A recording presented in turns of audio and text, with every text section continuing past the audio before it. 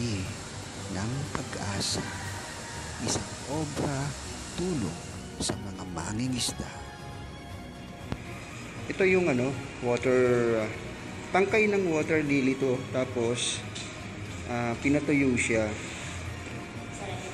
Magkano ang binebenta ng mga kumukuha nito? Isang ganire, isang bugkos? 50 centavo ang isang ganire. Parang pinakatulong na ng Gender and Development Office. Tapos, ang gagawin dyan ay ito na. Yan. Finished product na to eh. So, mula sa water lily na dati ay parang hindi napapakinabangan at sagabal sa ilog, ito na siya ngayon. Nagawa na siyang anong tawag dito? Sandals? Chinelas. Yan. Gawa sa pinatuyong water lily. Ayan na siya. May iba-ibang design. Yan oh, ganda oh. Tapos ito ay ine-export ba? Tama ba? Anong bansa?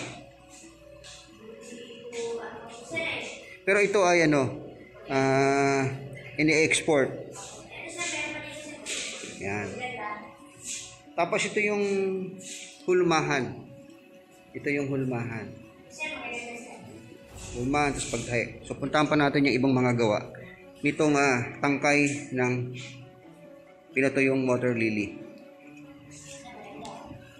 Wow! Yan. Ipinapakita ni ate, isa siya sa staff na gumagawa, tama ba? Isa siya sa gumagawa nito. Tapos ito yung mga finished product. Wow! Ito yung plate, no? Ang tawag dito? Face mat, sir. Ano na? Sa kaldero. Oo, yung lagayan. Sa pen. Parang pinaka sa pen niya. Ang galing, finished product na to. Tapos, kung gusto mo ng basket, may basket sila, Ang galing naman talaga ng Pilipino. Ito ay gawa sa Muntinlupa ng Gender and Development Office. Sino yung ma'am? Sino po yung nag-isip po nito? Si Ma'am Trina. Wow.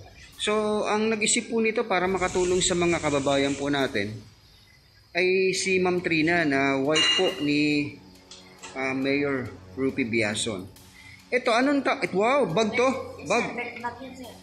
Parang siya, parang belt bag nga, Belt bag yan, sir. Yan, tapos may zipper siya. Ang galing, yan, Marami pang gawa dito. Ito, kakaibang nalagyan, parang pamprutas naman ito, pamprutas.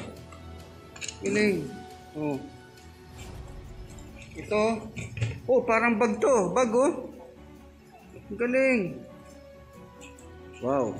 Okay, sumasaludo sa mga taga Muntinlupeño na ang gagaling nila.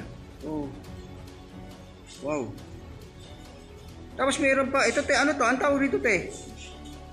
Parang, Wow, lalagyan ng baunan, no? Tapos may maliit siya na parang, ang tawag dito? Shoulder bag, Lahat ito ay gawa sa pinatuyong water lily. Pinakatulong ito sa mga kababayan natin dito sa Muntinlupa. Binibili ng GAD sa halagang 50 centavo. Pakita natin. Ang bawat tangkay. Yan. Bawat tangkay. Ito, mga finished product na rin. Tapos, tignan natin kung ano yung pinaka-base nila. Ayan. So, ito yung base nila. Parang may kahoy, Galing. Parang pinakahulmahan nito.